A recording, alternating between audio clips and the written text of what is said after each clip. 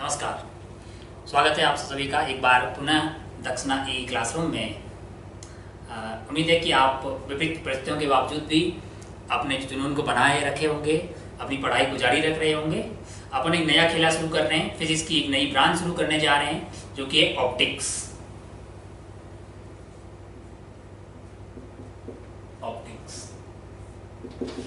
ये फिजिक्स की वो ब्रांच है जिसपे अपन करते हैं study of light, study of light and its properties. Light और उसकी प्रॉपर्टीज की स्टडी इस ब्रांच के अंदर की जाती है। सवाल उठता है भाई साहब कि लाइट क्या है, व्हाट इज लाइट। अगर आप ध्यान से देखें तो लाइट जो है वो इलेक्ट्रोमैग्नेटिक स्पेक्ट्रम का वो वाला पार्ट है जो विजिबल रीजन में पड़ता है। Light is basically part of electromagnetic wave, electromagnetic spectrum. ये कौन सा वाला पार्ट है जो कि विजिबल, क्योंकि विजिबल रेंज में आता है, वही हमारे लिए लाइट हो जाता है। अच्छा भाई साहब, बहुत बढ़िया। अच्छा, इसमें लाइट पढ़ने वाले हैं। लाइट और उसकी प्रॉपर्टी में लाइट क्या है, बेसिकली इलेक्ट्रोमैग्नेटिक स्पेक्ट्रम का वो वाला पार्ट है जो विजिबल रीजन में आता है। विजिबल मतलब जिसको देखा जा सकता है, देखने वाला रेंज के अंदर आता है लाइट जो है। अच्छा, बहुत बढ़िया। अगर आप ध्यान से देखें तो फिर लाइट मतलब जो है अब कौन सा वाला पार्ट है। लाइट के बारे में हमने सुना है कि वो पार्टिकल भी होती है, वेव होती है। तो क्या कौन सा वाला पार्ट यहाँ पे हम लोग पढ़ने वाले हैं। अगर हमें दोनों पढ़ने होंगे इसमें, तो फिर क्या लाइट पार्टिकल होती है, क्या वेव होती है। ये सवाल काफी लंबे समय से चलता रहा है। तो थोड़ा सा हिस्ट्री देखते हैं हम इस जैसे यहाँ पे अगर ऑप्टिक्स की बात करें तो हम यहाँ पे दोनों तरह की नेचर के बारे में बात करेंगे। पार्टिकल नेचर की भी बात करेंगे, वेव नेचर की भी बात करेंगे। कि पार्टिकल होगा तब हमारा चैप्टर अलग बन जाएगा, वेव होगा तब चैप्टर अलग बन जाएगा। तो लोग बोलेंगे भाई साहब ओरिजिनली है क्या, क्या पार्टिकल है कि क्या वेव है, या फिर क्या दोनों है, पता नहीं। आइए थोड़ा इतिहास के गर्त में जाते हैं। सबसे पहले जो मार्केट में थ्योरी आई है, बहुत सारी थ्योरियां आई धीरे धीरे। सबसे पहले अगर अपन हिस्ट्री यानी इसकी हिस्ट्री के बारे में बात करें, सबसे पहले मार्केट में आए न्यूटन साहब। न्यूटन्स कॉर्पस्कुलर थ्योरी, न्यूटन साहब की कॉर्पस्कुलर थ्योरी आई। इन्होंने क्या बोला कि लाइट जो है वो पार्टिकल्स की बनी होती है। बेसिकली जो कॉर्पस है, कॉर्पस का मतलब ही पार्टिकल है। अच्छा, न्यूटन साहब ने बोल दिया कि लाइट जो है वो पार्टिकल्स होती है। बेसिकली लाइट जो पार्टिकल्स की फॉर्म में चलती है। और तो सब लोगों ने मान लिया कि भाई लाइट पार्टिकल ही होती है। कुछ टाइम तक लाइट पार्टिकल रही।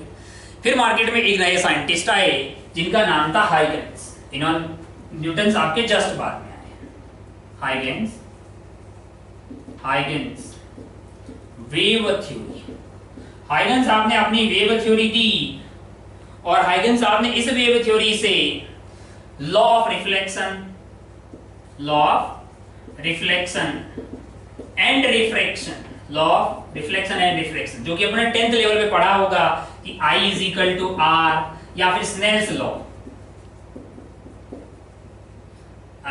N1 sin I is equal to N2 sin R। ये खेला आपने 10th लेवल पे पढ़ा होगा।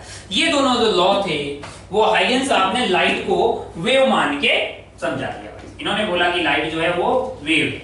अच्छा भाई साहब, बहुत बढ़िया। लोगों ने थोड़ा कम माना क्योंकि न्यूटन जैसे बड़े आदमी ने बोला था कि लाइट जो है वो पार्टिकल नेचर की होती है। अच्छा भाई साहब, धीरे धीरे टाइम बीतता गया। एक और साइंटिस्ट आए जिनका नाम था मैक्सवेल। उन्होंने एक थ्योरी दी, मैक्सवेल्स इलेक्ट्रोमैग्नेटिक वेव थ्योरी।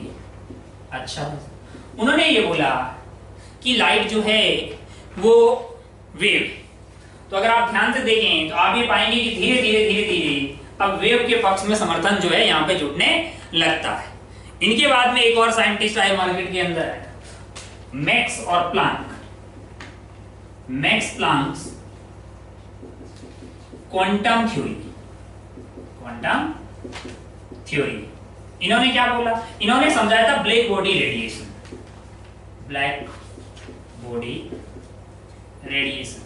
इन्होंने ब्लैक बॉडी रेडिएशन समझाया पार्टिकल नेचर मानते हुए।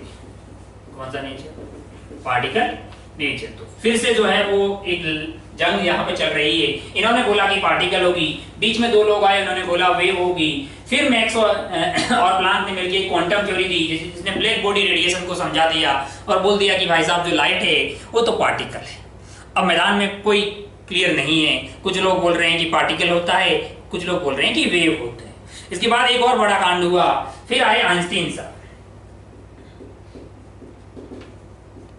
आइंस्टीन साहब ने समझाया photo electric effect, photo electric effect, photo electric effect. Einstein साहब ने अपना फोटो इलेक्ट्रिक इफेक्ट समझा दिया और वो मान के पार्टिकल नेचर मान के समझा दिया, वो सपोर्ट कर रहा है पार्टिकल नेचर का। अच्छा भाई साहब, उन्होंने बोला कि लाइट जो है बेसिकली फोटॉन्स की फॉर्म में होती है। फोटॉन्स आते हैं जिनकी कोई पर्टिकुलर एनर्जी होती है और वो मेटल की सरफेस से टकराएंगे, इलेक्ट्रॉन लोगों को एनर्जी देंगे और डिपेंड करेगा, कुछ कुछ इलेक्ट्रॉन बाहर आ जाएंगे। पूरा फोटो इलेक्ट्रिक इफेक्ट जो अपन मॉडर्न में जाके उसको डेप्थ में भी पढ़ेंगे।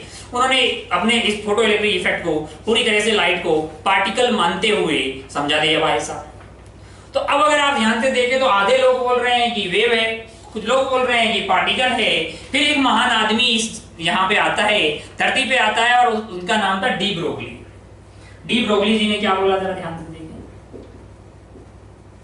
डी ब्रोगली जी ने बोला कि भाई साहब लाइट जो है वो पार्टिकल भी होती है, वेव भी होती है, दोनों होती है। मतलब इन्होंने बोला कि लाइट का डुअल नेचर है। कौन सा नेचर है? डुअल नेचर है। डी ब्रोगली साहब ने बोल दिया कि लाइट का जो नेचर है वो ड्यूअल है, यानी कभी वो पार्टिकल की तरह बिहेव करेगी, कभी वो वेव की तरह बिहेव। तो एक तरह से लड़ाई का यहाँ पे अंत हो गया। इन्होंने ये बोला कि कुछ फिनोमेना जो है आप पार्टिकल नेचर मान के समझा दो, कुछ को आप वेव मान के समझा दो। जैसे आपको लॉ ऑफ रिफ्लेक्शन है, लॉ ऑफ रिफ्रैक्शन है, ये सब समझाना होगा तब आप वेव मान लो। जब आपको फोटो इलेक्ट्रिक इफेक्ट समझाना हो तो आप पार्टिकल मान लो। तो उसके बाद में अब तब से जो है वेव, जो हमारी लाइट है, यानी कि वो जो लाइट है वो हमारे लिए क्या हो जाएगी? Dual nature. अच्छा भाई साहब, बहुत बढ़िया, बहुत शानदार। हमें थोड़ा थोड़ा समझ में आया कि अच्छा दोनों होती है ना। अच्छा, स्टडी ऑफ लाइट, और उसमें भी अपन कौन सा वाला पार्ट कर रहे हैं? विजिबल वाला। लेकिन हमारी जो ये लाइट है ये हमारे लिए बेसिकली दोनों यहाँ पे साबित हो गई। चलिए आगे बढ़ते हैं।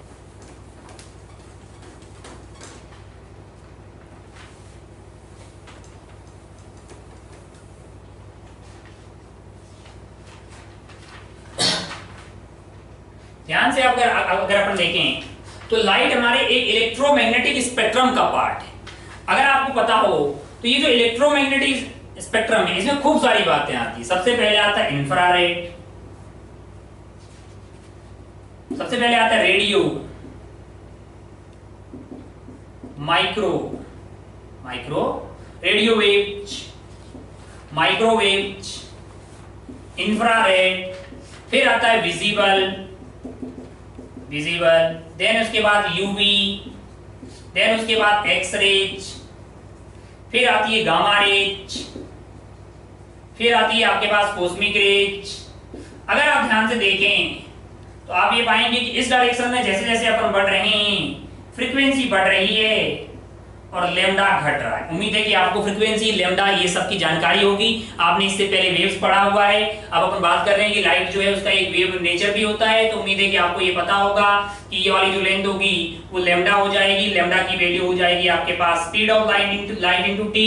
स्पीड क्या होगा? जिस रफ्तार से एनर्जी मीडियम के अंदर मूव कर रही है उसी को वेव की रफ्तार बोल देते हैं। 1 टाइम पीरियड जो होता है ये हमारे लिए फ्रीक्वेंसी हो जाता है, ये एम्पलीट्यूड होता है। ये सब बातें अपन बहुत पहले वेव में कर चुके हैं। तो अगर आप ध्यान से देखें तो रेडियो वेव से लेके अगर अपन कॉस्मिक की तरफ बढ़ें तो इस डायरेक्शन में अपने पास फ्रीक्वेंसी बढ़ रही है, वेवलेंथ घट रही है। इसमें हमें कौन सा वाला पार्ट पढ़ना है? विजिबल वाला। विजिबल वाला भी जो पार्ट पढ़ना है उसमें भी लड़ाई होगी कि मतलब दो टाइप हो गए, wave and particle. Wave and particle तो दोनों होते हैं। अब अपन धीरे धीरे डिसाइड करेंगे कौन से वाले चैप्टर में कौन सा वाला हम पढ़ने वाले हैं। अच्छा भाई, अगर आप ध्यान से देखें तो आप ये पाएंगे कि विजिबल में भी अपन बोल सकते हैं कि वेव, ये और इधर की तरफ जाएंगे तो आपके पास फ्रीक्वेंसी बढ़ रही होगी, लेमडा कम हो रहा होगा। यानी लेमडा सबसे ज्यादा यहाँ पे होगा 7600 एंगस्ट्रॉन, ये वाला हो जाएगा 3800 angstrom. 1 angstrom is equal to क्या होता है? 10 की पावर -10 मीटर। अच्छा भाई साहब, बहुत बढ़िया। अपने को ये समझ में आया कि अपने को क्या पढ़ने का है, अपने को विजिबल रीजन में पढ़ने का है। विजिबल रीजन के अंदर की जो लाइट है उसकी स्टडी जो है, लाइट क्या है, इलेक्ट्रोमैग्नेटिक स्पेक्ट्रम में जो विजिबल रीजन में आता है वही हमारे लिए लाइट है, जिसकी नेचर कैसी है, डुअल नेचर है, यानी कभी वो पार्टिकल मानेंगे तो कभी उसको वेव मानेंगे। अच्छा भाई साहब, बहुत बढ़िया, बहुत शानदार। अब अगर अपन ध्यान से देखें तो ये जो इलेक्ट्रोमैग्नेटिक वेव होती, थोड़ा थोड़ा आइडिया दे रहे हैं, हालांकि इलेक्ट्रोमैग्नेटिक वेव नाम का अपन एक चैप्टर भी जानेंगे। आज पहला ऑप्टिक्स का पहला डे है, तो अपन धीरे धीरे छोटी छोटी बातें कर रहे हैं इंट्रोडक्शन वाली। इलेक्ट्रोमैग्नेटिक वेव में होता है एक इलेक्ट्रिक फील्ड, एक होता है मैग्नेटिक फील्ड, ठीक है। अब आप बोलेंगे साहब इलेक्ट्रिक फील्ड क्या होता है, मैग्नेटिक फील्ड क्या होता है, परेशान होने की कोई जरूरत नहीं है, ये ठीक वैसे ही होते हैं जैसा ग्रेविटेशनल फील्ड होता है। वो आपने कभी देखा नहीं, तो ये भी कभी दिखाई देने वाले नहीं। आप इलेक्ट्रिक फील्ड की बातें आप इलेक्ट्रोस्टैटिक्स नाम के चैप्टर में पढ़ लेंगे और आगे बढ़ेंगे तो मैग्नेटिज्म में मैग्नेटिक फील्ड के बारे में पढ़ लेंगे। लाइट के अंदर बेसिकली इलेक्ट्रिक फील्ड भी होता है, मैग्नेटिक फील्ड भी होता है। इलेक्ट्रिक फील्ड एक प्लेन में वाइब्रेट कर रहा होता है, उसके परपेंडिकुलर डायरेक्शन में मैग्नेटिक फील्ड वाइब्रेट कर रहा होता है, और उन दोनों की परपेंडिकुलर डायरेक्शन में वेव जा रही होती है। जैसे मान लो कि इलेक्ट्रिक फील्ड इस वाले प्लेन में वाइब्रेट कर रहा है, तो उसकी परपेंडिकुलर डायरेक्शन में कौन वाइब्रेट कर रहा होगा, मैग्नेटिक फील्ड, और वेव फिर इस डायरेक्शन में जा रही होगी, ऐसे करते ही हुई, यानी कि इस तरह से ये दोनों वाइब्रेट करे तो वेव इस डायरेक्शन में जा रही होगी। इलेक्ट्रिक फील्ड, मैग्नेटिक फील्ड, और वेव इस डायरेक्शन में जा रही है, यानी कि E ऐसा होता है, E cross B cap is equal to V cap. अच्छा, अगर आप ध्यान से देखें तो ये हमारी जो लाइट है इसकी रफ्तार जो है वैक्यूम के अंदर आती C, 3 × 10⁸ मीटर पर सेकेंड। कहां पे होगी, वैक्यूम के अंदर होगी। अच्छा, अभी क्या हम ये पता कर सकते हैं कि ये कैसे आई 3 × 10⁸ मीटर पर सेकेंड? मैंने कहा हमने आज से पहले वेव्स पढ़ी है।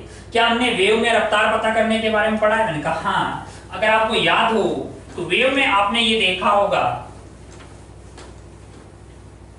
वेव में आपने देखा होगा कि हम किसी भी वेव की इक्वेशन, मान लीजिए कोई y x, t से वेव की इक्वेशन लिख रहे हैं, तो क्या अपन ऐसा करके double derivative of y x, t with respect to t square, है ना, मतलब t के रिस्पेक्ट में double derivative is equal to v square double derivative of x, t with respect to x square, और ये विद रिस्पेक्ट टू t। तो यहाँ पे जो ये वैल्यू आती थी हमारे पास, ये जो कांस्टेंट v का स्क्वायर आता था, v हमारे पास क्या हुआ करती थी, वेलोसिटी ऑफ वेव। ठीक इसी तरह से अगर मान लीजिए कि अपने पास इलेक्ट्रोमैग्नेटिक वेव का इक्वेशन है, तो क्या एक साइड डबल डेरिवेटिव ले लेंगे टाइम के साथ में और एक साइड x के साथ में।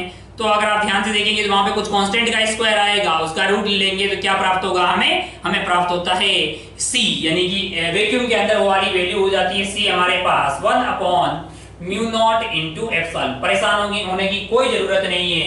μ0 क्या है, एप्सिलॉन नॉट क्या है। μ0 is basically permeability of free space की परमिएबिलिटी। फ्री स्पेस मतलब वैक्यूम की परमिएबिलिटी। परेशान होने की कोई जरूरत नहीं है। आप ये जानकारी कहाँ लेंगे, मैग्नेटिक फील्ड नाम के चैप्टर में जब जाएंगे तो आप इससे बहुत ज्यादा अच्छे से वाकिफ हो जाएंगे। E0 क्या है, ये परमिटिविटी है, परमिटिविटी ऑफ फ्री स्पेस। कुछ ऐसा समझिए कि वहां पे इलेक्ट्रिक फील्ड और मैग्नेटिक फील्ड का बिहेवियर कैसा रहेगा, इसकी जानकारी जो है वो मीडियम पे डिपेंड करती है। और ये अपने फ्री स्पेस के पास μ0 आ गया और E0 जो है वो इलेक्ट्रिक फील्ड की जानकारी आपको देगा। तो ये रूट लेते हैं, ये वाली वैल्यू जो आती है अपने पास, ये आती है 3 × 10⁸ मीटर पर सेकेंड। चलिए भाई, किसी और मीडियम में अगर जाएंगे तो वेव की रफ्तार हो जाती है, यानी कि हमारी जो लाइट की रफ्तार है वो हो जाती है हमारे पास, अगर आप ध्यान से देखें तो ये वैल्यू क्या हो जाएगी, 1/, किसी और मीडियम में जाएंगे तो आपको μ0 के साथ μr यूज करना पड़ेगा, E0 × ER यूज करना पड़ेगा। μ0 क्या है, वैक्यूम का परमिएबिलिटी। μr क्या है, μr है relative permeability of that medium, उस वाले मीडियम का रिलेटिव परमिएबिलिटी हो जाएगा। अलग अलग मीडियम की अलग अलग होती है जानकारी। आप इलेक्ट्रोस्टैटिक्स नाम के चैप्टर से ही शुरू कर लेंगे। ठीक, ये वाली आप जो है मैग्नेटिक वाले चैप्टर में पढ़ लेंगे। और उसी तरह से ईआर क्या हो जाएगा आपके पास, relative permittivity, of that medium. अलग अलग के लिए अलग अलग वैल्यू आती है। अब अगर आप ध्यान से देखें, आप सोच रहे होंगे ये सब यहाँ बताया क्यों जा रहा है, जब वहां पढ़ेंगे तो यहाँ क्यों बता रहे हैं। अब आप ध्यान से देखें तो 1 अपॉन इस वाली चीज को मैं लिख सकता हूँ mu naught into epsilon naught into mu are into E R. क्या बोलते हो, इसमें कोई बुराई वाली, इसमें कुछ भी गलत नहीं। ये आइटम क्या बन गया, ये आइटम सी बन गया है, c divided by mu are into E r आ रहा है। यही आइटम को अपन प्यार से म्यू बोलते हैं। भाई साहब म्यू क्या है, mu is refractive index, refractive index. अब अपन ने 10th लेवल तक रिफ्रैक्टिव इंडेक्स की वैल्यू अलग अलग के लिए, ये लो ग्लास है इसका म्यू इतना होता है। हमें सवाल उठता है ना कि यार म्यू इतना हाफ ही क्यों होता है, 3/2 क्यों होता है, उस वाले मीडियम का इतना ही क्यों होता है। तो वो उनकी प्रॉपर्टी से लाया जाता है। किसी भी मीडियम के लिए म्यू हमारे लिए होगा under root of mu are into E R. परेशान होने की कोई जरूरत नहीं है। म्यू आर क्या है, relative permeability of that medium, और ई आर क्या है, relative permittivity of that medium. धीरे धीरे आप आगे जाएंगे, आगे के चैप्टर में ये वैल्यू अलग अलग मीडियम के लिए क्या होती है। तो बेसिकली आपको एक म्यू का आइडिया लग गया है कि भाई रिफ्रैक्टिव इंडेक्स होता क्या है। अलग अलग मीडियम के लिए ये अलग अलग हो जाएगा, है ना। अच्छा भाई, तो किसी भी मीडियम में हमारे जो वेव है उसकी रफ्तार हो जाएगी c बाई म्यू। चलिए भाई साहब आगे बढ़ते हैं। थोड़ा थोड़ा आइडिया लगा हमें कि हमारा जो ये वेव है इसकी रफ्तार अलग अलग मीडियम में अलग अलग होगी। अब अगर अपन ध्यान से देखें तो अपन यहां तक ये पता कर चुके हैं कि हम पढ़ने वाले हैं यहाँ पे लाइट और उसकी प्रॉपर्टी। लाइट क्या है, लाइट है इलेक्ट्रोमैग्नेटिक स्पेक्ट्रम के विजिबल वाला पार्ट। बड़ा सा स्पेक्ट्रम आया था जिसमें 3800 एंगस्ट्रॉन से लेके, मतलब आप समझिए कि मोटा मोटा 3000 से लेके 7800 यानी 7800 यहाँ तक के जो एंगस्ट्रॉन की जो रेंज आती है, यानी वेवग्योर वाला पूरा जो रीजन आता है वही हमारे लिए क्या होता है, विजिबल रेंज होता है। यानी कि वही वाले पार्ट को हम पढ़ने वाले हैं। और वो वाला पार्ट जो है वो खुद ही दो टाइप से बिहेव करता है। कैसे कैसे बिहेव करता है, कभी पार्टिकल की तरह बिहेव करता है तो कभी वेव की तरह बिहेव करता है। चलिए भाई साहब, तो क्या हमारी जो ऑप्टिक्स है ये भी इसके बेसिस पे डिवाइडेड है? मैंने कहा हाँ, हमारी जो ये ऑप्टिक्स है हम जो पढ़ने वाले हैं इसके दो पार्ट्स हैं। एक है ज्योमेट्रिकल ऑप्टिक्स, ज्योमेट्रिकल ऑप्टिक्स बोलिए, या फिर कहीं आपको मार्केट में इसका नाम रे ऑप्टिक्स भी दिखाई देगा। दूसरा वाला पार्ट जो है वो है वेव ऑप्टिक्स। कौन सा ऑप्टिक्स है, वेव ऑप्टिक्स। अच्छा भाई, अगर आप ध्यान से देख, बहुत बढ़िया, इस वाले पार्ट में अपन लोग बातें करने वाले हैं mainly reflection, refraction and image formation. यहां पे जो लाइट होगी वो एक मीडियम के अंदर स्ट्रेट लाइन में मोशन कर रही होगी, ठीक है। और यहां पे अगर आप देखेंगे ध्यान से तो आप पाएंगे कि वो एक ही मीडियम के अंदर उसकी बेंडिंग हो जाती है। तो यहां पे अपन बात करने वाले हैं पोलराइजेशन, इंटरफेरेंस एंड डिफ्रैक्शन।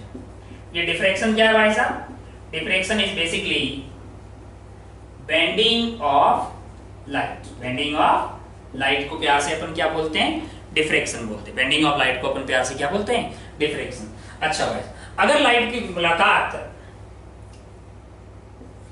अपनी साइज के कंपेरेबल, यानी लाइट ऐसा मान लीजिए आप, ऐसा इसकी वेवलेंथ लैम्डा है, इसका जिस ऑब्स्टेकल से मुलाकात हो रही है उसकी साइज इस लैम्डा के कंपेरेबल नहीं हो, यानी बड़ी हो। कंपेरेबल होगा तब हम अपन बातें करेंगे वेव ऑप्टिक्स की। और जब वो जो है जो ऑब्स्टेकल की से मुलाकात होगी उसकी साइज, यानी कि लेंस हो गया, मिरर्स हो गए, प्रिज्म हो गया, इन सब की साइज लाइट की वेवलेंथ से काफी ज्यादा होती है, क्योंकि लाइट की वेवलेंथ तो एंगस्ट्रॉन में होती है, ये तो काफी बड़े होते हैं। तो हमारी जो डेली लाइफ के अंदर अपन जो भी फिनोमेना पढ़ते हैं, जहां जहां लाइट इंटरेक्ट होती है, वहां पे लाइट की मुलाकात जो है उसकी वेवलेंथ से काफी बड़ी साइज के ऑब्स्टेकल से होती है। तो वो सब बातें करने वाले हैं ज्योमेट्रिकल ऑप्टिक्स में। और अगर इसी लाइट का वेवलेंथ लैम्डा है और इसकी मुलाकात एक ऐसे ऑब्स्टेकल से हो रही है जिसकी साइज लैम्डा के कंपेरेबल हो, तब उसमें बेंडिंग हो जाती है, कुछ नए नए फिनोमेना आ जाते हैं, डिफ्रैक्शन होता है, पोलराइजेशन होता है, बहुत सारी बातें आई धीरे धीरे। तो ये वाली बातें अपन क्या करने वाले हैं वेव ऑप्टिक्स में। तो अपने को बातें यहाँ पे समझ में आ गई कि भाई साहब हम जो यहाँ पे पढ़ने वाले हैं वो है लाइट को पढ़ने वाले। लाइट है क्या, इलेक्ट्रोमैग्नेटिक स्पेक्ट्रम का वो वाला पार्ट है जो विजिबल है। अच्छा विजिबल कौन सा हो वो समझ में आ गया। फिर मन में आया कि अच्छा भाई साहब इसमें तो दो काम हो सकते हैं, वो पार्टिकल की तरह बिहेव कर सकती है, वो वेव की तरह बिहेव कर सकती है। अच्छा हम यहाँ वाले इन दोनों चैप्टर में कौन सा वाला पढ़ रहे हैं, हम पढ़ रहे हैं वेव वाला। अच्छा वेव वाले में भी जो किस तरह से लाइट बिहेव करेगी, क्या वो इस बात पे डिपेंड करेगा कि उसकी मुलाकात किससे हो रही है। मैंने कहा हाँ, अगर उसकी मुलाकात ऐसी ऑब्स्टेकल से हो रही है या ऐसी चीजों से हो रही है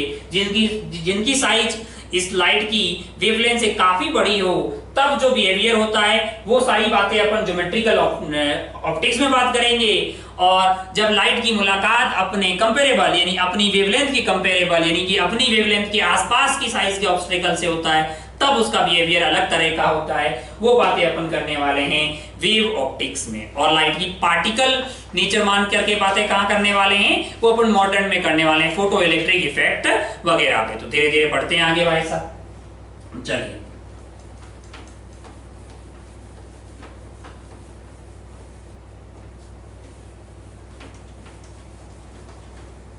हेडिंग डाल देते हैं अपने इस वाले चैप्टर की, ज्योमेट्रिकल ऑप्टिक्स। ज्योमेट्रिकल ऑप्टिक्स यहां पे अपन बात करने वाले। ज्योमेट्रिकल ऑप्टिक्स बोलिए या फिर आप क्या बोल सकते हैं, रे ऑप्टिक्स। अच्छा यहां पे अपन कौन सा वाला बात करेंगे, वेव नेचर की बात करेंगे। ठीक है अच्छा लाइट कैसी वेव है, लाइट है मैकेनिकल है कि नॉन मैकेनिकल। लाइट क्या है, नॉन मैकेनिकल वेव। इससे हम क्या समझें कि इसको ट्रेवल करने के लिए मीडियम की जरूरत नहीं होती है, no need of medium to travel. Vacuum में इसकी रफ्तार c हो जाएगी 3 × 10⁸ मीटर पर सेकेंड, और किसी और मीडियम में जाएंगे तो इसकी रफ्तार v हो जाएगी c/μ। म्यू वहां पे क्या है, रिफ्रैक्टिव इंडेक्स, उसकी वैल्यू क्या होगी μr × ER होगी, जो कि अलग अलग के लिए अलग अलग मीडियम के लिए इसकी वैल्यू अलग अलग है। छोटी छोटी बातें करते हैं लाइट के बारे में, अगर आप ध्यान से देखें। अच्छा और यहाँ पे लाइट की मुलाकात जिन ऑब्स्टेकल से होगी उनकी ये साइज लाइट की वेवलेंथ के कंपेयर में काफी बड़ी होगी, यानी लाइट की वेवलेंथ हमारे पास एंगस्ट्रॉम के ऑर्डर की होगी, और हमारे यहाँ के ऑब्स्टेकल जो होंगे वो सेंटीमीटर में, mm में, मीटर में भी हो सकते हैं। बड़े बड़े लेंस या बड़े बड़े मिरर, ग्लास स्लैब, प्रिज्म, इस तरह की बातें हम करने वाले। अच्छा छोटी छोटी बातें करते हैं। तो यहाँ पे जो लाइट होगी एक मीडियम के अंदर वो स्ट्रेट लाइन में गमन कर रही है। छोटी छोटी बातें करते हैं। पहली बात कि वो स्ट्रेट लाइन में चलेगी, स्ट्रेट लाइन। जब तक मीडियम चेंज नहीं होगा तब तक हमारे पास जो लाइट होगी वो स्ट्रेट लाइन में ही चलने वाली है। जब मीडियम चेंज होगा तब जाके ये बेंड होगी, अन्यथा ये बेंड होने वाली नहीं है ना।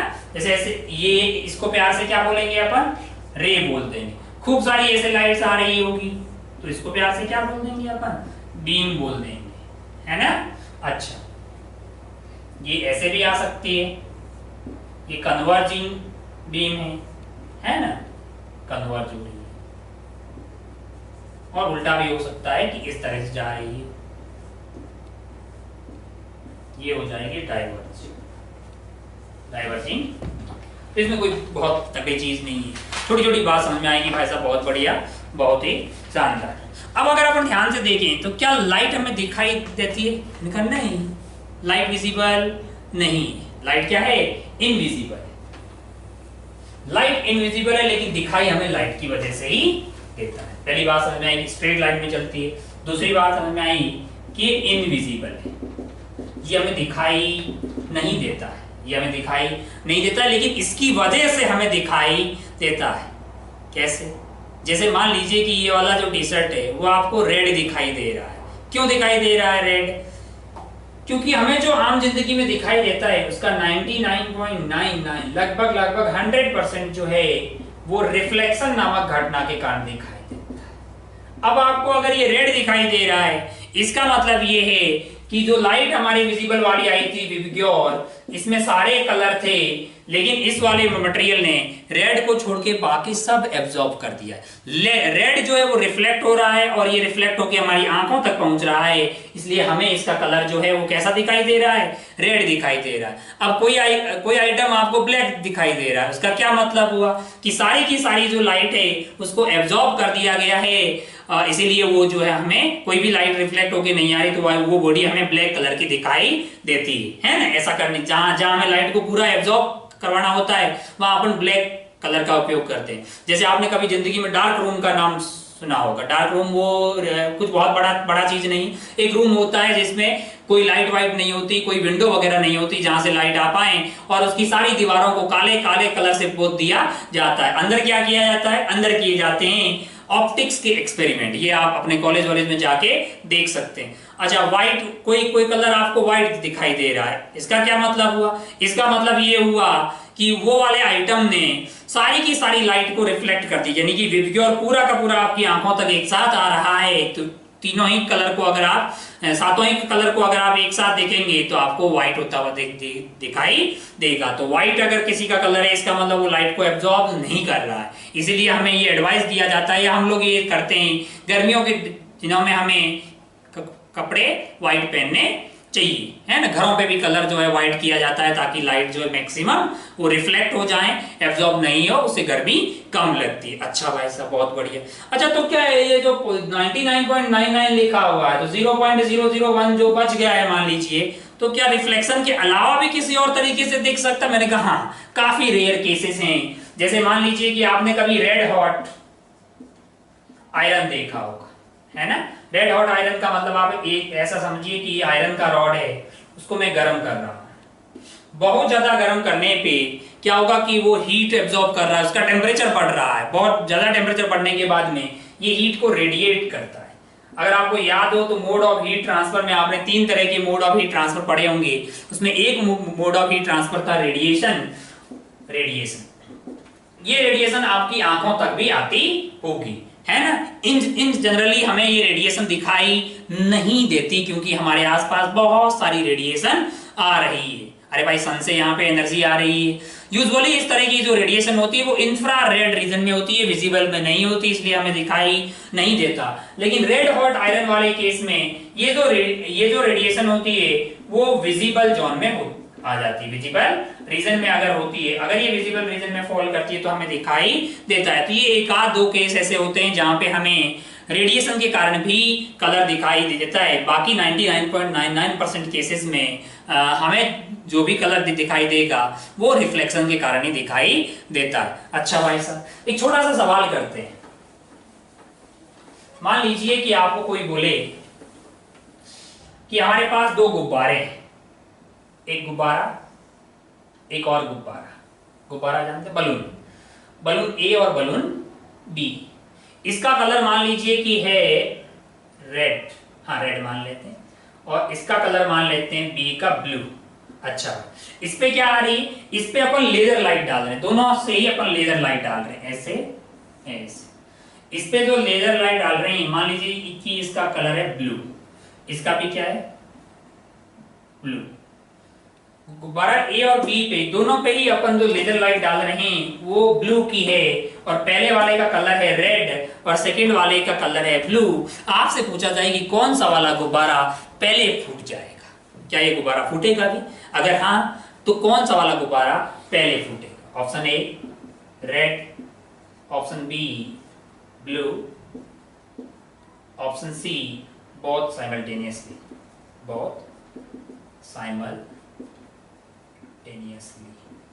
क्या लगता है कौन सा वाला गुब्बारा पहले फूटना चाहिए? आप अपना ऑप्शन टिक कर सकते हैं। अब अगर अपन ध्यान से देखें तो जो लेजर लाइट है उसकी एनर्जी तो सेम होगी, सेम ही लेजर लाइट है जो ए और बी पे अपन जा रहे हैं। लेकिन ये वाला जो है ब्लू कलर का है, ठीक है, और ये भाई साहब रेड कलर के हमें दिखाई दे रहे हैं। इसका मतलब क्या है कि वो रेड को छोड़ के बाकी सब एब्जॉर्ब कर रहा होगा। और ये वाला आइटम जो है, ये वाला ब्लू हमें दिखाई दे रहा है, इसका मतलब क्या है कि वो ब्लू को रिफ्लेक्ट कर रहा है, बाकी सबको एब्जॉर्ब कर रहा है। हमारे पास जो लेजर लाइट आ रही है वो कैसी है, ब्लू की। तो ये भाई सब एब्जॉर्ब करेंगे कि रिफ्लेक्ट करेंगे, ये रिफ्लेक्ट करेंगे, और ये क्या करेंगे, ये एब्जॉर्ब करेंगे, ये एब्जॉर्ब करेंगे, ये रिफ्लेक्ट करेंगे। तो अगर ये एब्जॉर्ब करेंगे तो भाई साहब फिर मतलब टेम्परेचर किसका बढ़ेगा, अगर ये एब्जॉर्ब कर रहे हैं ब्लू लाइट को, लेजर लाइट को, उसमें एनर्जी होगी, इनका टेम्परेचर बढ़ जाएगा। तो हमको लगता है कि रेड वाला फूट जाएगा। इस तरह के आप जो है वीडियो वगैरह YouTube पे पा सकते हैं, खूब सारे इसमें एक्सपेरिमेंट करके आपको दिखाया गया होगा, है ना। एक छोटी सी बात हमें समझ में आई। अच्छा भाई साहब बहुत बढ़िया, हमें ये समझ में आया कि यार लाइट जो है वो सीधी रेखा में गमन करती है एक ही मीडियम में, ठीक है। उसके रिफ्लेक्शन होने के कारण वो खुद इनविजिबल है ना, व्हाइट दिखाई देती है, मतलब जो है। लेकिन हमें जो कलर्स दिखाई देता है, कोई भी चीज हमें दिखाई देती है, उसके लिए जिम्मेदार होता है रिफ्लेक्शन 99.99% केस में। कभी कभी जो है आप रेडिएशन से भी आपको कोई कलर दिखाई दे सकता है, अगर रेडिएशन विजिबल जोन में गिरती है। तो आगे बढ़ते हैं भाई साहब। अच्छा, हमें कोई चीज दिखाई दे रही, मतलब जो ऑब्जेक्ट वहां से लाइट आ रही होगी, है ना, वो हमारे लिए ऑब्जेक्ट। ये ऑब्जेक्ट खुद ही दो टाइप के हो सकते हैं, ये खुद ही दो टाइप के हो सकते हैं। एक ऐसा वाला जिसके पास खुद की लाइट हो, और एक ऐसा वाला जिसके पास खुद की लाइट नहीं हो। जिसके पास खुद की लाइट होती है उस तरह के ऑब्जेक्ट को लुमिनियस ऑब्जेक्ट बोला जाता है, लुमिनियस। और इसको बोलते हैं नॉन लुमिनियस। लुमिनियस वो वाले होते हैं जिनके पास सेल्फ यानी खुद का लाइट होता है, और ये वाले खुद का उनका कोई लाइट नहीं होता, सिर्फ रिफ्लेक्ट कर रहे होते हैं। जैसे एग्जांपल के लिए सन की बात करें, इनके पास तो खुद का लाइट है, दिखाई देता है हमें, क्योंकि वो लाइट हमारे तक आती है। लेकिन अगर आप मून की बात करें, मून के पास खुद का कोई लाइट नहीं है, लेकिन जो सन की लाइट है वो मून के पास जाती है, मून उनको रिफ्लेक्ट करता है और वो हमारी आंखों तक पहुंच जाता है, इसलिए हमें मून दिखाई देता है। तो ऐसे ऑब्जेक्ट जिनका खुद का लाइट होता है उनको अपन लुमिनियस बोलते हैं, और जिनका खुद का लाइट नहीं होता है उस तरह के ऑब्जेक्ट को अपन नॉन लुमिनियस बोलते हैं। अच्छा भाई, बहुत बढ़िया, बहुत शानदार। तो ये छोटी छोटी बातें समझ में आ गई हमें। अब अगर अपन ध्यान से देखें तो एक प्रॉपर्टी और देखते हैं। जब लाइट एक मीडियम से दूसरे मीडियम में जाएगी, लाइट की छोटी सी प्रॉपर्टी कि यहां से चलेगी, मान लीजिए कि ये मेरे लिए क्या है, मीडियम 1 है, मीडियम 1, यहाँ पे क्या है, मीडियम 2। अच्छा भाई साहब बहुत बढ़िया। या इस वाले मीडियम में इसमें कोई भी बेंडिंग नहीं होगी नहीं होगी, क्योंकि हम ये मान के चल रहे हैं कि लाइट कैसे गमन कर रही है, स्ट्रेट लाइन में गमन कर रही है। ये आप जानते हैं कि यहाँ पे रिफ्रैक्टिव इंडेक्स अलग होगी तो ये बेंड हो जाएगी, है ना। मान लीजिए कि यहाँ पे इसकी फ्रीक्वेंसी थी f1, यहाँ पे होगी f2, रफ्तार थी v1, यहाँ पे हो गई v2, लैम्डा था लैम्डा 1, यहाँ पे क्या हो गया है लैम्डा 2। तो हम चाहते हैं कि हम f1 v1 lambda 1 f2 v2 lambda 2 के बारे में, उनकी मतलब रिलेशनशिप के बारे में बात करते हैं कि कैसे वो रिलेटेड। अगर आप ध्यान से देखें तो मैं ये पक्का बोल सकता हूँ कि f1 और f2 सेम। ऐसा क्यों बोला, क्योंकि भाई साहब फ्रीक्वेंसी जो है वो किस पे डिपेंड करती है, वो सोर्स पे डिपेंड करती है, वो इस बात पे डिपेंड नहीं करती कि लाइट कौन से मीडियम से पास हो रही है, वो इस बात पे डिपेंड करती है कि उसका सोर्स का फ्रीक्वेंसी क्या है। तो सेम लाइट अगर यहाँ से जा रही है तो फ्रीक्वेंसी सेम है, इसका मतलब क्या समझ में आ गया कि f1 और f2 बराबर। अच्छा, अगर आपको पता हो f को अपन लिख सकते हैं v बाई लेमडा, तो f1 मेरे लिए हो जाएगा v1 बाई लेमडा 1 और उस f2 आ जाएगा v2 बाई लेमडा 2। तो क्या मैं ऐसा बता सकता हूँ v1 by lambda 1 is equal to v2 by lambda 2, यानी कि v1 by v2 is equal to lambda 1 by lambda 2। एक रिश्ता यहाँ से। अगर आप ध्यान से देखें, क्या मैं v1 को c बाई μ1 भी लिख सकता? μ1 क्या है, इस वाले मीडियम का रिफ्रैक्टिव इंडेक्स। अब आपको समझना है कि μ1 मतलब होगा क्या, under root of μr into ER। अरे म्यू तो यही होता है ना, under root of μr into ER। अरे तो म्यू आर और ई आर उस वाले मीडियम के कुछ होंगे, अलग अलग के लिए अलग अलग होते हैं, उनको मल्टीप्लाई करने का, रूट लेने का, कुछ भी वैल्यू आएगी, वो जो भी होगा वो उसका रिफ्रैक्टिव इंडेक्स हो जाएगा। अब अगर आप ध्यान से देखें तो V1 को मैंने लिख दिया C बाई μ1 और V2 को क्या लिख दिया है C बाई μ2। तो अगर इन दोनों को डिवाइड करूं तो क्या मैं V1 बाई V2 को यहां से μ2 डिवाइडेड बाई μ1 भी लिख सकता, मैंने कहा हाँ, तो ये वाला मेरे लिए हो जाएगा μ2 डिवाइडेड बाई μ1, है ना। अच्छा भाई, एक बात समझ में आई क्या, लाइट एक मीडियम से दूसरे में जाए, एक चीज है जो चेंज नहीं होती, वो क्या है, वो है फ्रीक्वेंसी। अच्छा छोटी छोटी बातें, जैसे मान लीजिए कि हमने क्या किया है कि मान लीजिए कि एक छोटा सवाल आपसे यहाँ पूछा जा सकता है। मान लीजिए ऐसा हुआ कि एक मीडियम से दूसरे मीडियम हम लाइट भेजना चाह रहे हैं, एक बल्ब है अपने पास, क्या है, एक बल्ब है, मान लीजिए यहाँ पे पानी में डुबो रखा है, कहाँ पे, पानी में डुबो रखा है, यानी आप समझिए कि आप पहुंच गए हैं, लेजर लाइट का शो होता है ना पानी का, उसमें बल्ब नीचे डुबो रखे होते हैं। तो यहाँ पे एक बल्ब है, मान लीजिए कि ये ब्लू कलर का है, या हाँ ब्लू का ही मान लो, ठीक है, पानी में डुबो रखा है, आपकी आंखें यहाँ पे है, आप बाहर से इसको देख रहे हैं, तो आपको इसका कलर कैसा दिखाई देगा, क्या आपको ये ब्लू ही प्राप्त होगा, क्योंकि लाइट तो वाटर से कहाँ पे गई है, एयर के अंदर गई है, वाटर से स्टार्ट हुई थी, यहाँ से एयर वाले मीडियम से पास होती हुई आपकी आंख तक आ गई है, तो क्या आपको ये वाला बल्ब जो है वो ब्लू कलर का दिखाई देगा या कोई और कलर का दिखाई देगा। आपने ऑब्जर्व किया होगा कि आपका आंसर ब्लू ही होगा। इससे क्या साबित होता है, इससे ये साबित, अच्छा क्या यहाँ की रफ्तार और यहाँ की रफ्तार सेम होगी, मैंने कहा नहीं, क्यों, क्योंकि म्यू अलग अलग, क्या लैम्डा सेम होगा, मैंने कहा नहीं, क्या सेम होगा, यहाँ की फ्रीक्वेंसी और यहाँ की फ्रीक्वेंसी सेम होगी। क्या साबित हो जाता है यहाँ से, ये साबित हो जाता है कि colour is the property of frequency. जब तक फ्रीक्वेंसी चेंज नहीं होने वाली तब तक कलर में कोई परिवर्तन होने वाला नहीं है। तो एक छोटी सी बात हमें समझ में आई कि colour is basically property of frequency, यानी ये फ्रीक्वेंसी से एसोसिएटेड होता है। एक मीडियम दूसरा मीडियम तीसरे में भी जाओ, कलर में कोई परिवर्तन होने वाला नहीं है। अगर आपने लेजर लाइट के शो में लाल कलर का लेजर लगा रखा होगा तो वो आपको लाल ही दिखाई देगा, पानी के नीचे अगर इस तरह का कर रखा होता है। चलिए भाई साहब आगे बढ़ते हैं, छोटी छोटी बातें अपन करते हैं, है ना। एक छोटी सी चीज जो यहाँ पे अपन देखेंगे नेक्स्ट वाली, वो है रिफ्लेक्शन। धीरे धीरे अपन काम की चीजों पे बढ़ने लगे हैं। इससे पहले जो भी आया था वो जस्ट फॉर इंट्रोडक्शन है। यहां से आप बिल्कुल पूरा सीरियस तरीके से बातों को ध्यान से देखेंगे। रिफ्लेक्स, हालांकि आपने 10th तक ये सब बातें पढ़ी होगी। रिफ्लेक्शन क्या है, कोई बहुत तगड़ी घटना है नहीं। लाइट एक मीडियम से दूसरे मीडियम में जाने की कोशिश कर रही थी।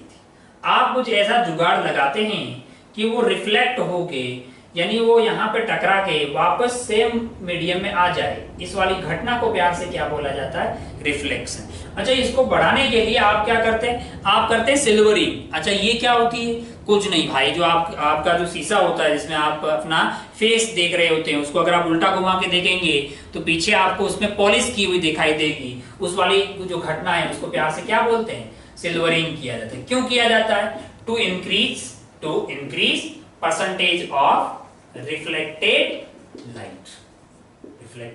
लाइट। क्यों, क्योंकि लाइट जब एक मीडियम से दूसरे में जाएगी तो कुछ पार्ट रिफ्लेक्ट होगा, कुछ रिफ्लेक्ट होते हुए इधर आ जाता, लेकिन हम उसको पूरा का पूरा रिफ्लेक्ट करवाने की कोशिश करते हैं। तो हम यहाँ पे क्या कर देते हैं, सिल्वरिंग, ताकि 99% जो कार्यक्रम है वो रिफ्लेक्ट होके आ जाए और आपको अपना फेस दिखाई दे। अच्छा भाई साहब, बहुत बढ़िया। अगर अपन छोटी छोटी बातें करें तो इसको इंसिडेंट रे बोलते हैं। इसको क्या बोलते हैं, रिफ्लेक्टेड रे। कौन सी रे भाई साहब, ये बहुत छोटी छोटी बातें हैं। रिफ्लेक्टेड रे, इसको बोलते हैं इंसिडेंट रे। ओहो, ये 10th में पता गया हो। इंसिडेंट एंगल, ये क्या होता है, रिफ्लेक्टेड एंगल, रिफ्लेक्शन एंगल। अच्छा, वहां पे अगर लॉ की बात करें तो हमने ये बात की होगी, एंगल ऑफ इंसिडेंस और एंगल ऑफ रिफ्लेक्शन दोनों क्या होंगे, सेम होंगे। इसमें कोई बहुत तगड़ी चीज नहीं। अच्छा, ये वाला आइटम को नॉर्मल बोलते हैं, है ना। और लॉ ऑफ रिफ्लेक्शन का दूसरा वाला पॉइंट वहां पे क्या बोला था कि ये इंसिडेंट रे, रिफ्लेक्टेड रे और नॉर्मल तीनों एक ही प्लेन में पाए जाते हैं, यानी incident ray, incident, reflected and normal रे, ये तीनों कौन एक ही प्लेन में, सेम प्लेन में रहती है। तो ये 10th में भी हमने पढ़ा था, इसमें कोई बहुत तगड़ी चीज नहीं है। इस अच्छा, रिफ्लेक्शन को बढ़ाने के लिए क्या किया जाता है? सिल्वरिंग की जाती है, इसमें कोई बुराई वाली बात नहीं है। अच्छा भाई साहब आगे बढ़ते हैं, धीरे धीरे अपन इसको बहुत डेप्थ में पढ़ने वाले हैं। एक छोटा सा सवाल यहाँ पे लेते हैं। मान लीजिए कि आपको कोई बोले कि हमारे पास एक स्फेरिकल सरफेस है ऐसा, ठीक है, और ये एक्स एक्सिस है, ये वाई एक्सिस है, ठीक है। यहां से लाइट आती है ऐसा, इस पर टकराती है, अंदर नहीं जाती, काई को कि अपन ने क्या क्या किया, अंदर से सिल्वरिंग करके रखा हुआ है, ठीक है। तो यहाँ पे क्या होगा? रिफ्लेक्शन होगा, मतलब लाइट जो है सेम ही मीडियम में टप्पा खा के वापस जाने लग जाएगी। आपसे बोला गया कि लाइट जो है हॉरिजॉन्टल आती है और कैसे हो गई है? वर्टिकल हो गई है। इसका रेडियस r है, ठीक है। ये वाले कोऑर्डिनेट हैं x, y। आपसे पूछा गया कि ये जो x, y है इसकी वैल्यू क्या होगी? क्या इंफॉर्मेशन दी है सवाल में कि ऐसी रे जो x एक्सिस के पैरेलल आ रही थी, टकराने के बाद में वर्टिकल हो गई है, तो ये किस पॉइंट पे टकराई होगी? वो x, y आप पता कीजिए। इसको तुरंत आप पॉज करके अपना x, y पता कर लीजिए, फिर उसको स्टार्ट कीजिए और सॉल्यूशन देखिए। तो अगर आप ध्यान से देखें तो अपन जानते हैं कि ये पर्टिकुलर जो सरफेस है, यहाँ पे मैं अगर नॉर्मल डाल दूंगा तो वो ओरिजिन से पास होगा 0,0 से, और ये वाली दूरी क्या हो जाएगी? r, है ना। और अगर आप ध्यान से देखें तो ये पूरा जो एंगल होगा वो 90 हो जाएगा। तो ये वाला एंगल क्या होगा? 45। ये वाला एंगल क्या होगा? 45। अगर आप ध्यान से देखें तो आप ये पाएंगे अगर ये वाला एंगल 45 है तो क्या ये वाला एंगल भी 45 होगा? तो क्या इस वाले ट्राइंगल से मेरे लिए x क्या है? ये वाली दूरी है, और y क्या है? ये वाली दूरी है। तो क्या x और y में पता कर पाऊंगा? मैंने कहा हाँ, x की वैल्यू क्या हो जाएगी मेरे लिए? x इस वाले ट्राइंगल में आप ध्यान से देखो तो हाइपोटेनियस आपको r दिया हुआ है, x आ जाएगा r cos 45 डिग्री, और मैं उसको माइनस ले रहा हूँ काहे को कि ये x का पॉजिटिव एक्सिस है, उधर नेगेटिव एक्सिस होगा, तो x कोऑर्डिनेट हो जाएगा माइनस r cos 45 डिग्री, यानी कि minus of r by √2, x मिल गया। उसी तरह से y अगर मेरे को चाहिए होगा तो वो क्या हो जाएगा भाई साहब? r sin 45 degree. पॉजिटिव का ले रहे हैं क्योंकि पॉजिटिव एक्सिस क्या लॉन्ग है, तो ये हो जाएगा r बाई √2। तो आपका आंसर होगा minus r by √2, r by √2। अच्छा भाई, बहुत बढ़िया। इसको आप एग्जांपल नंबर 1 मान सकते हैं। चलिए आगे बढ़ते हैं और एग्जांपल नंबर 2 देखते हैं। थोड़ा सा इसमें वेरिएशन कर ले। मान लो कि आपको ये ना बोल के थोड़ा और स्टाइल मान ले, आपको कोई बोले कि मतलब जो है थोड़ा टफ कर लेते हैं ऐसे ही, बोले आपको कि सरफेस जो है वो ऐसी नहीं है भाई साहब, ऐसी कैसी है? x = y², इस तरह का है, टिक टिक टिक टिक टिक टिक टिक, और यहां से क्या किया हुआ है? सिल्वरिंग आपने कर रखी, ठीक है। और आपको बोले कि यही जो लाइट थी अभी आपके पास हॉरिजॉन्टल ऐसे आ रही थी ना, ये एक्सिस कौन सी हो गई? x एक्सिस है, और ये वाला एक्सिस कौन सा है? y एक्सिस, ठीक है। लाइट जो हॉरिजॉन्टली अभी ऐसे आ रही थी वो आती है, इससे टकराती है और वर्टिकल हो जाती है। माना कि ये वाले पॉइंट के कोऑर्डिनेट है x, y, तो आपका धर्म बनता है कि आप x, y बता दें। वीडियो को आप पॉज करें, कोशिश करें कि आप x, y बता पाएंगे, है ना। ये वाला अगर आप ध्यान से देखें तो x = y² क्या है? इस वाले कर्व की इक्वेशन है। ये आपको पैराबोला बनता हुआ दिखाई दे रहा होगा। आपका मकसद है कि आप x, y पता कर लें, ठीक है। तो अगर आप ध्यान से देखें तो आप क्या करेंगे? इस वाली सरफेस पे सबसे पहले नॉर्मल ड्रॉ करेंगे, जो कि इसी प्लेन में होगा, अपन जानते हैं। और मान लीजिए कि ये वाला एंगल I है, तो क्या ये वाला एंगल R है? ये दोनों बराबर होने चाहिए। मैंने कहा वो तो होना ही चाहिए, law of reflection. Total angle क्या हो गया? 90। तो ये वाला एंगल क्या होना चाहिए? 45। ये वाला एंगल क्या होना चाहिए? 45। ओ बहुत बढ़िया। अब अगर अपन ध्यान से देखें तो क्या मैं यहाँ पे एक टेंजेंट डाल सकता हूँ? मैंने कहा हाँ, और ये टेंजेंट यहाँ से पास होती हुई यहाँ से पास। अगर ये एंगल 45 है और ये नॉर्मल है, वहां पे टोटल एंगल क्या होगा? 90। तो ये वाला एंगल क्या हुआ? 45। अगर ये वाला एंगल 45 है, ये दोनों लाइन पैरेलल है, तो ये वाला एंगल क्या होगा? 45। क्या मैंने x, y पे मान लीजिए कि वो पॉइंट P है, वहां पे अगर मैं एक टेंजेंट डालूं तो उसका पॉजिटिव x एक्सिस से एंगल आ रहा 45 डिग्री, क्या मैं इससे स्लोप पता कर सकता हूं उस लाइन की? मैंने कहा हाँ। स्लोप अगर आप ध्यान से देखें तो वो आपके पास हो जाएगी, स्लोप होती है tan थीटा, जो कि tan हो जाएगा 45 डिग्री 1। क्या ये आइटम dy by dx भी हो सकता है? मैंने कहा हाँ, पर dy by dx तो है स्लोप, अरे यही तो स्लोप होती है। अगर आप dy by dx पता करेंगे तो x आपको दिया हुआ y square, dy by dx करेंगे तो ये 1 हो गया है, ये 2y और dy by dx। तो यहाँ से dy by dx की वैल्यू क्या आ गई? यहाँ से dy by dx की वैल्यू आ गई 1/2y, और dy by dx की वैल्यू होनी क्या चाहिए भाई साहब? स्लोप के बराबर, जो कि 1 है। तो क्या यहाँ से सॉल्व करके y की वैल्यू आ जाएगी 1/2, और अगर y की वैल्यू मिल जाए तो उठा के क्या यहाँ पे डाल देंगे, तो x मिल जाएगा 1/2 का स्क्वायर, क्योंकि हो जाएगा 1/4। तो हमारा आंसर क्या होगा x, y x, y हो जाएगा 1/4, 1/2। तो अगर आप सवाल को थोड़ा डिफिकल्ट करना होगा, कॉन्सेप्ट बहुत ही आसान कि नॉर्मल ड्रॉ कर दो, एंगल पता कर लो, थोड़ा सा मैथ्स उसमें डाल दो कि थोड़ा ज्योमेट्रिक जो है टफ होती हुई दिखाई देगी, तो आपके लिए ये कोई टफ चीज नहीं है ना। कल को आपको कोई ऐसा बोल दे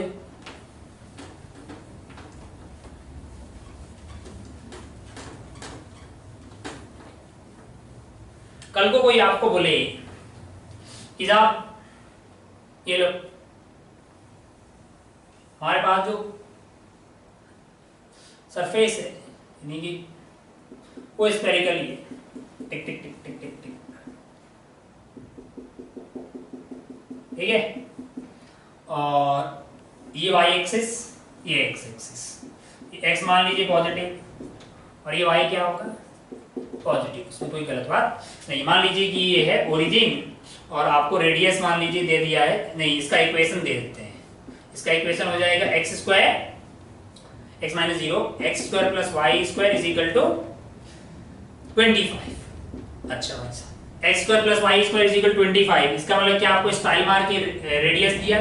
मैंने कहा हाँ, ठीक है। और आपसे बोले कि एक लाइट है, इधर से आई, टकराई इससे और पता नहीं रिफ्लेक्ट हो गई। आपको इंफॉर्मेशन दी है कि the reflected light, reflected ray makes 60 degree angle with incident light, ठीक है भाई साहब। ये घटना हुई पॉइंट P पे और पॉइंट P के कोऑर्डिनेट थे x, y, और आपसे पूछा जाए कि reflected ray makes angle 60 degree with the incident light, find x, y, यानी कौन से पॉइंट पे ये घटना घटित हुई है, यानी वो वाला पॉइंट जो है x, y आप प्राप्त कीजिएगा। अच्छा भाई साहब, बहुत बढ़िया, बहुत शानदार। हमें ये बोला है कि रिफ्लेक्टेड लाइट जो है वो इंसिडेंट के साथ कितना एंगल बना रही है? 60 डिग्री, और हमें एक सरफेस दी है, उसका इक्वेशन दिया है x square plus y square is equal to 25। आसान दिया है, x square plus y square is equal to a square से पता लग रहा है कि एक सर्कल का इक्वेशन है जिसका रेडियस क्या है? जिसका रेडियस हो जाएगा 5। अगर आप ध्यान से देखें तो ये आपके पास हो गया है 5 का स्क्वायर, यानी रेडियस आपको पता लग गया है 5 है ना, मीटर में होगा जो भी यूनिट रहेगी। अब हमारा मकसद, हमें और इंफॉर्मेशन सवाल में दी है कि reflected ray makes 60 degree angle with the incident light. तो सबसे पहले हमने यहाँ पे नॉर्मल बनाया, टेंजेंट, और उस पर डाल दिया है हमने नॉर्मल। अपन जानते हैं कि स्फेरिकल है तो आपका जो नॉर्मल होगा वो सेंटर से पास हो रहा होगा, और ये वाली दूरी क्या हो जाएगी? r हो जाएगी। अब क्या रिफ्लेक्टेड रे वर्टिकल होगी? मैंने कहा नहीं, अगर वर्टिकल हुई तो एंगल क्या हो जाएगा? 90 हो जाएगा। लेकिन हमें सवाल में क्या बोल रहा है कि इंसिडेंट और रिफ्लेक्टेड के बीच का एंगल है 60 डिग्री। इसका मतलब पूरी वर्टिकल नहीं होगी, थोड़ा सा ऐसे कुछ एंगल पे जा रही होगी। अगर ये पूरा एंगल क्या हो जाएगा? ये पूरा एंगल होगा 60 डिग्री, तो ये वाला एंगल क्या होगा? 30 डिग्री, और ये वाला एंगल क्या होगा? 30 डिग्री। अगर ये वाला एंगल 30 डिग्री है तो आप ध्यान से देखेंगे तो ये वाला एंगल भी आपको क्या प्राप्त आता हुआ दिखाई देगा? 30 डिग्री। इसमें कोई बुराई वाली बात नहीं है। अच्छा, अगर ये एंगल 30 डिग्री प्राप्त करें तो क्या ये x, y पता किया जा सकता है? कहा हाँ, ये वाली दूरी क्या हो जाएगी? x, ये वाली दूरी क्या हो जाएगी? y। x की वैल्यू क्या हो जाएगी आपके लिए? x की वैल्यू हो जाएगी r cos 30 डिग्री, और मैं उसको माइनस ले रहा हूँ कोऑर्डिनेट को, काय को, कि वो नेगेटिव x डायरेक्शन में है। तो ये मेरे लिए हो जाएगा माइनस r cos 30 डिग्री हो जाएगा √3/2 और y की वैल्यू क्या हो जाएगी, y = -r sin 30 डिग्री होगा कि नहीं, वाले माइनस का नहीं प्लस, क्योंकि y तो पॉजिटिव है, r sin 30 डिग्री जो कि हो जाएगा r/2 और r की वैल्यू है 5, तो ये हो जाएगा 5√3/2 माइनस का और ये हो जाएगा 5/2, यानी आपका आंसर होगा -5√3/2, 5/2 है ना। तो आप ऐसा पता कर सकते हैं, इसमें कोई गलत बात नहीं है। हमने जस्ट एक इंट्रोडक्शन वाली बात की है, हम अभी प्लेन मिरर हमने शुरू नहीं किया है। ये पूरा का पूरा जो लेक्चर है वो जस्ट अगर अपन समराइज करें तो अपन यहाँ पे यही पता करने आए हैं कि भाई ऑप्टिक्स में करने वाले क्या हैं। ऑप्टिक्स में अपन स्टडी करने वाले हैं लाइट और उसकी प्रॉपर्टी की। लाइट क्या है, लाइट एक इलेक्ट्रोमैग्नेटिक स्पेक्ट्रम का वो वाला पार्ट है जो विजिबल जोन में पड़ता है, ठीक है, विबग्योर वाला रीजन है। अच्छा भाई साहब, फिर पता चला कि अच्छा इसमें डुअल नेचर होती है, यानी कि ये वेव की तरह बिहेव करती है, पार्टिकल की तरह बिहेव करती है। फिर पता लगा कि इस वाले चैप्टर में उसकी लंबी लड़ाई के बाद में वो फाइनल हुआ। इस पर्टिकुलर चैप्टर में अपन कौन सी वाली बात कर रहे हैं, इस पर्टिकुलर चैप्टर में अपन बात करने वाले हैं उसकी वेव नेचर की, है ना, मतलब जो है ज्योमेट्रिकल ऑप्टिक्स और वेव ऑप्टिक्स में। अब आप ध्यान से देखेंगे तो उसकी जो वेव, उसका जो बिहेवियर है लाइट का, वो इस बात पे भी डिपेंड करता है कि उसकी मुलाकात किस तरह के ऑब्स्टेकल से हो रही है। अगर ऑब्स्टेकल की साइज उसकी वेवलेंथ से ज्यादा बड़ी होती है तो जो भी फिनोमेना होता है, मतलब image formation, lens mirror, reflection, refraction, इस तरह की जो भी घटनाएं होगी, वो पहला वाला चैप्टर है हमारा, यानी ऑप्टिक्स का ज्योमेट्रिकल ऑप्टिक्स या रे ऑप्टिक्स इसमें पढ़ने वाले हैं। और जब लाइट की मुलाकात जो है उसकी कंपेरेबल साइज के ऑब्स्टेकल से होगी, तब उसकी बेंडिंग होगी, डिफ्रैक्शन होगी, तब ऐसा भी होगा कि लाइट प्लस लाइट से अंधेरा हो जाएगा। ये इंटरफेरेंस वगैरह की बातें जो है वेव ऑप्टिक्स के अंदर अपन करेंगे। थोड़ी थोड़ी बातें आपने वेव्स में पहले पढ़ी हुई होगी कि दो वेव्स का इंटरफेरेंस वगैरह, तो यहाँ पे वो पहले आपने स्ट्रिंग में पढ़ा होगा तो वेव स्ट्रिंग वेव हुआ करती थी। अब लाइट में पढ़ेंगे तो क्या हो जाएगा, कोई लाइट वेव हो जाएगी, ट्रांसवर्स वेव होती है, ये सब बातें पहले आपने पढ़ी होगी। तो lecture 1 basically just introduction type का ही था। लेक्चर 2 से अपन शुरू करने वाले हैं प्लेन मिरर, ठीक है। इस वाले कार्यक्रम आज वाले खेला में बस मतलब लेक्चर में इतना ही। जय हिंद, जय भारत, टेक केयर, बाय।